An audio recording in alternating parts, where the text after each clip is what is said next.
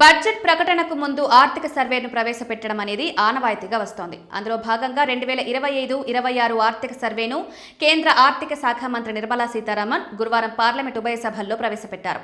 ప్రస్తుత దేశ ఆర్థిక స్థితితో పాటు భవిష్యత్తులో ఎలా ఉంటుందనే విషయాన్ని ఇది ప్రతిబింబిస్తుంది. భౌగోళికంగా ఆర్థిక సంక్షోభం నెలకొన్నప్పటికీ దేశ జీడీపీ వృద్ధి బలంగా ఉందని ఆర్థిక సర్వే సూచిస్తోంది. ఈ ఆర్థిక సర్వేలో 2024-25 ఆర్థిక సంవత్సరంలో దేశంలో ఆహార ధాన్యాల ఉత్పత్తి 357.73 మిలియన్ మెట్రిక్ టన్నులు పెరిగిందని ఆర్థిక సర్వేలో తేలింది. గత సంవత్సరం కంటే 254.3 మిలియన్ మెట్రిక్ టన్నులు పెరిగినట్లు తెలిపింది. ఇక పీఎం కిసాన్ పథకం కింద ఇప్పటి వరకు రైతులకు 4.09 లక్షల కోట్లు అందించినట్లు తెలిపింది. యూరియా రిటైల్ ధరలు పెరిగినట్లు ఆర్థిక సర్వే తేల్చింది. యూరియా ధరల పెరుగుదల నేపథ్యంలో ప్రభుత్వం ఇచ్చే సబ్సిడీని ప్రభుత్వం నేరుగా రైతుల ఖాతాల్లో జమ చేయాలని ఆర్థిక సర్వే సూచించింది. వ్యవసాయ ఎగుమతి విధానంలో తరచుగా జరుగుతున్న మార్పులు భారతదేశ ఎగుమతి రంగానికి సవాల్ను విసురుతున్నాయని సర్వే తెలిపింది.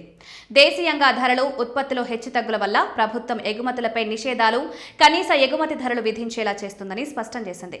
కేంద్రం తీసుకునే నిర్ణయాల సరఫరా వ్యవస్థను దెబ్బతీస్తాయని ఆర్థిక సర్వేలో తేలింది. దీనివల్ల విదేశీ కొనుగోలుదారులు ఇతర దేశాల వైపు మొగ్గు చూపుతారని తెలిపింది. ఇక గిగ్ కార్మికులకు కనీస వేతనం అందించాలని సర్వే సూచించింది. ఇండియాలో దాదాపు 40% మంది గిగ్ కార్మికులు 15,000 కంటే తక్కువ సంపాదిస్తున్నారు. దీంతో గిగ్ కార్మికులకు గంటల వారీగా కనీస వేతనం లేదా పూర్తి స్థాయి వేతనం కల్పించాలని ఆర్థిక సర్వే సూచించింది. దీనివల్ల గిగ్, సాధారణ ఉద్యోగాల మధ్య జీతం అంతరాన్ని తగ్గించవచ్చని సూచించింది. ఇక జనవరి 2026 నాటికి 310 మిలియన్ల మంది కార్మికులు ఈ శ్రామ్ పోర్టల్లో నమోదు చేసుకున్నట్లు ఆర్థిక సర్వే పేర్కొంది.